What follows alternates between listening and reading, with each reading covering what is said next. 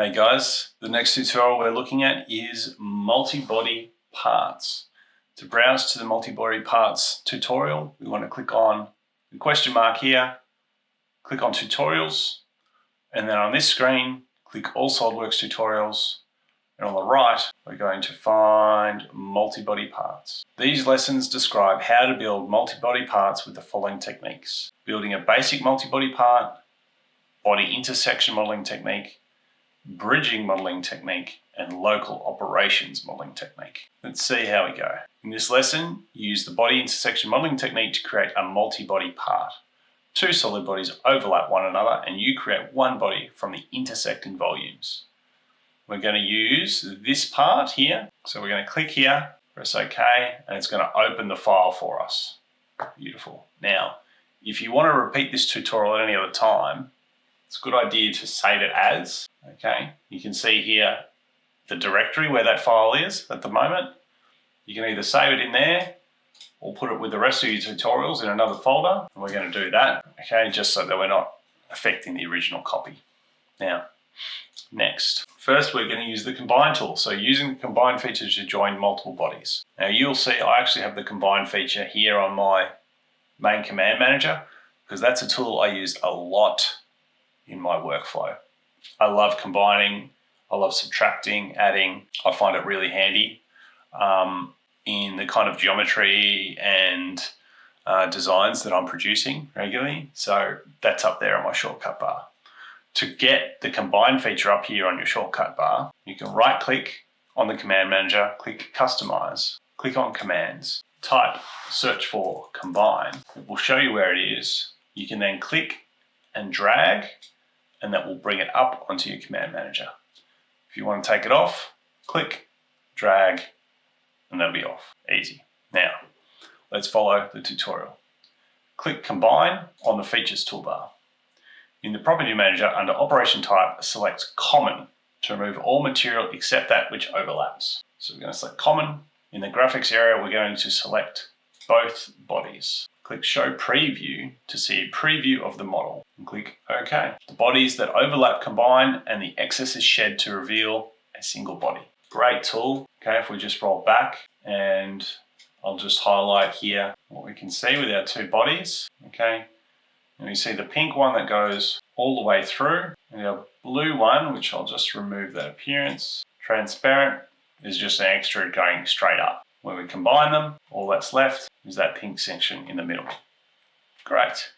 Let's go to the next one, the bridging modeling technique. All right, so for this, I'm going to close that file. Bridging creates a solid that joins multiple unconnected solid bodies. This technique is useful when you create portions of the model first and create the connecting geometry afterwards. This lesson demonstrates using the sweep feature to connect two solid bodies and merging the bodies to create one. Click here to open the original file, and if you want to, again, save a copy of the file before you continue on. First, we're going to use a sweep feature to connect multiple solid bodies. In this lesson, you bridge a steering wheel and its hub with spokes. Use the sweep feature to connect multiple solid bodies. Now, thankfully, we've already got a couple of sketches in our file. I think these will be used for the sweep.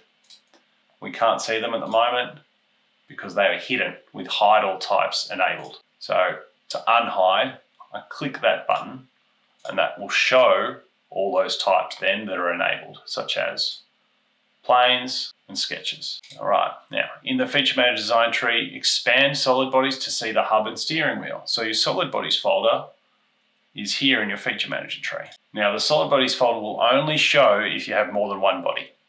So when you start a new file, typically that won't be visible. Click Swept Boss Base on the Features toolbar. Sorry. Let's go back. Now in that bodies folder, you can see that there's two separate bodies, the hub and the steering wheel. Well, let's join them together. First, we're going to create a sweep. So we're going to click Swept Boss Base, and we need to select a profile and a path. The profile is always the first selection. That's the blue. And the profile here is the shape that we are sweeping from, which will be this sketch. The path, which automatically goes to the next selection, will be this sketch. And then we can see the yellow preview between the two. Now, in the Property Manager, under Options, select Merge Result to bridge the separate bodies into a single body. Merge Result will be enabled by default. So if we see that here in the feature tree, under options, merge result. If we uncheck that and clicked OK, that suite is going to be a third solid body in the file. But now see what happens when I change that again. I click merge result and press OK. It combines those three back into one solid body. Click OK. Now the spoke is complete. The solid bodies folder disappears because the bodies have been merged into one. Well, not quite. That hasn't happened here, and I'm not sure why not. Doesn't matter. Creating a pattern of spokes. Add more spokes to the steering wheel with a circular pattern. Circular pattern. Click circular pattern features on the toolbar. Now that is hidden under linear pattern. Click circular pattern. Now in the property manager under parameters, select axis, which is the top box. And then we're going to, on our feature manager design tree, select axis 1 for the pattern axis. The total angle by default is set at 360. We'll keep it like that. For the number of instances, we're going to change that to 3. So just down 1. And we're going to keep equal spacing. That means that we will have 3 instances equally spaced around 360 degrees from the axis that we've selected. If you wanted to make it less, like 90, well then you'd have 3 instances spaced within a 90 degree angle. Under features to pattern, which is here, we're going to select the sweep in the feature manager design tree and then click OK. The sweep feature is patterned. Congratulations, you've completed this lesson. That one is nice and easy. All right, multi-body parts. The next one, local operations modeling technique. I'm going to open this file. So use local operations when you want to perform operations on certain portions of a model, but not on others. In this lesson, you design a double-ended measuring cup. You need to shell the 2 cups and fillet them. However, you do not want to shell the piece that connects the 2 cups. You can create the part and perform the feature operations on the separate bodies.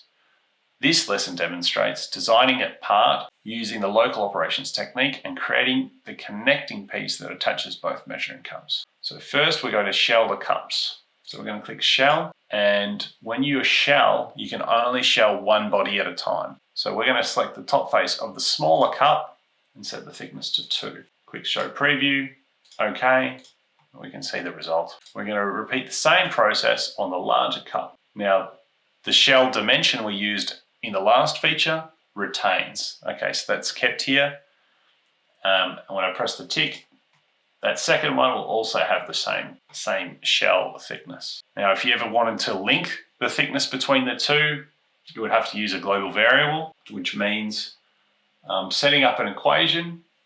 The equation might equal the thickness of 2 millimeters. And so when you select the shell here, instead of selecting 2 millimeters, you could press equals and we could change that to a certain dimension. Functions, file properties. Okay, we could change that to an equation, and maybe we'll skip that bit. Okay, come back. Next step, creating the connecting piece.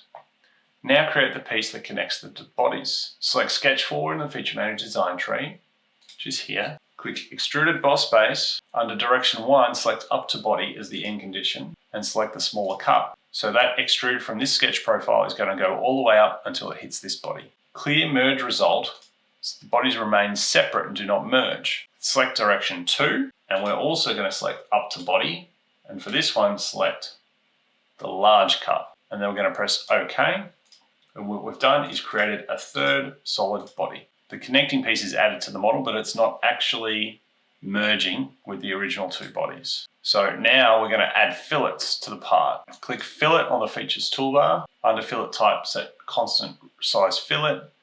And under Items, we're going to select the 4 edges connecting here. So we're going to select one, hover over the toolbar to select the other 3, and set the radius to 3 millimeters. Now, fillets are added to the edges of the connecting piece. We're going to do another fillet. Under Fillet Type, select Constant Size. Under Items Fillet, select the face of the small cup for edges, faces, features, and lips. Just selecting this top edge here. And we'll change the size to 1. Press OK. And we'll do the same on the large cup. Now, here's a little tip for you. If you need to repeat a feature that you've just done, hit the Enter key and it will bring it up. Easy. Repeat steps 6 through 10 for the large cup, and congratulations, you've completed this tutorial. Okay, well, that tutorial leaves out a few things. I think what we could mention here is that at the moment there's 3 separate solid bodies. To complete it, you would probably want to combine all 3 to join them. And if I'm doing that, I can also show you a trick. So let's say we want to add another fillet between these bodies, okay, where this bridge joins. And to do that, let's say I selected this top face and pressed OK. You can see the fillets that it's added to this bridge are on the outside, all right? So it's actually leaving a bit of a gap, here where that is touching those bodies. And the reason is it's not merged to those bodies. What we should be doing, select combine, select the 3 bodies, select add, press OK. All right, now they combined as one body, but that fillet is still looking a bit funny. Here's the trick though, you don't need to delete the fillet and redo it. What we can do is in the Feature Manager design tree, grab this combine one feature, click and drag it above fillet 10, and watch what happens to that fillet, okay? Because these are merged, that fillet now acts on that edge that goes around the join between those 2 bodies on both sides. Okay, we have one solid body, and this is the type of part that you use, send out to suppliers or printing or whatever you'd be doing. There we go.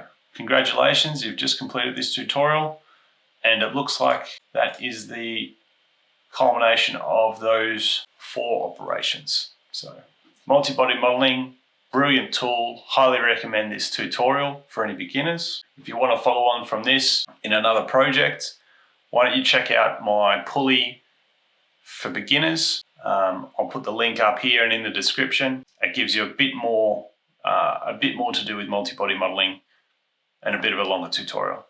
Thanks very much for watching. Thanks for watching this video. I hope you found it helpful and found something new to enhance your SolidWorks skills. Don't forget to subscribe to Fully Defined for more tutorials, tips and insights from a certified SolidWorks expert. Hit the bell icon so you never miss an update. If you have any questions or topics you'd like me to cover, leave a comment below. I read all comments and love hearing your feedback. Remember, with the right skills and tools, you can turn your design dreams into reality. Keep modeling, keep learning, and always fully defined.